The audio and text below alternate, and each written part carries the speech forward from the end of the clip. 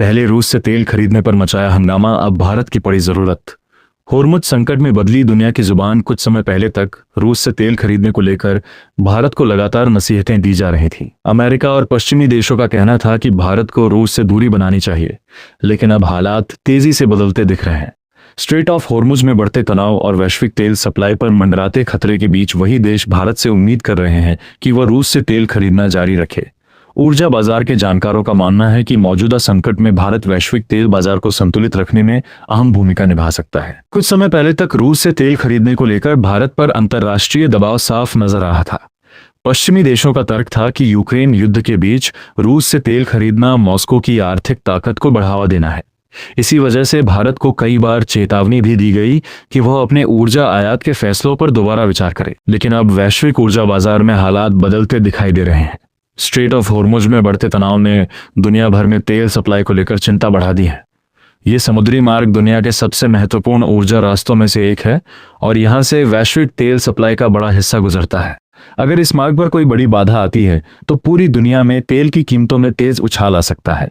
इसी बदले हुए माहौल में अंतर्राष्ट्रीय ऊर्जा एजेंसी यानी इंटरनेशनल एनर्जी एजेंसी के कार्यकारी निदेशक फती बैरोल ने भारत की भूमिका की खुलकर सराहना की है। उनका कहना है कि भारत वैश्विक ऊर्जा बाजार को स्थिर रखने में महत्वपूर्ण योगदान दे सकता है। उन्होंने यह भी कहा कि भारत ने इमरजेंसी ऑयल स्टॉक जारी करने की सामूहिक पहल का समर्थन किया है, जो बाजार को संतुलित रखने में मदद कर सकता है। इस बीच अमेरिका की ओर से भी लहजा थोड़ा बदला हुआ नजर आ रहा है। पहले जहां रूस के ऊर्जा निर्यात को सीमित करने पर जोर दिया जा रहा था, वहीं अब वैश्विक तेल सप्लाई को बनाए रखने की जरूरत पर ज्यादा ध्यान दिया जा रहा है।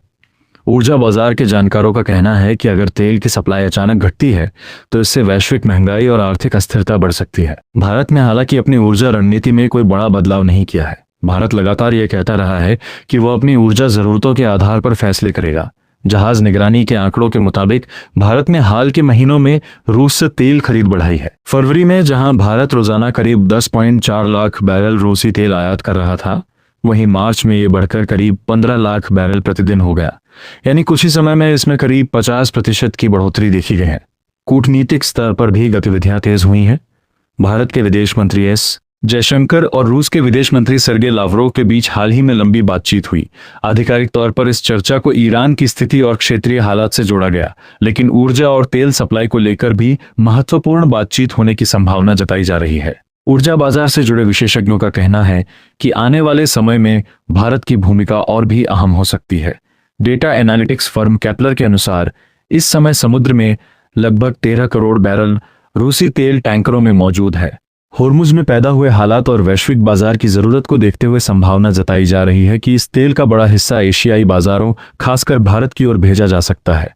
विश्लेषकों का मानना है कि अगर मौजूदा हालात बने रहते हैं तो भारत फिर से उस स्थिति में लौट सकता है जहां वह अपनी कुल कच्चे तेल की जरूरत का 40 से 45% हिस्सा रूस से खरीदता था। इससे भारत को अपेक्षाकृत सस्ता तेल मिल सकता है और साथ ही वैश्विक बाजार में सप्लाई संतुलन बनाए रखने में भी मदद मिल सकती है।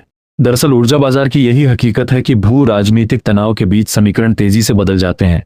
रूस से तेल खरीदने को लेकर जिस भारत को पहले नसीहत दी जा रही थी, वही भारत अब वैश्विक तेल बाजार को स्थिर रखने की उम्मीद के रूप में देखा जा रहा है।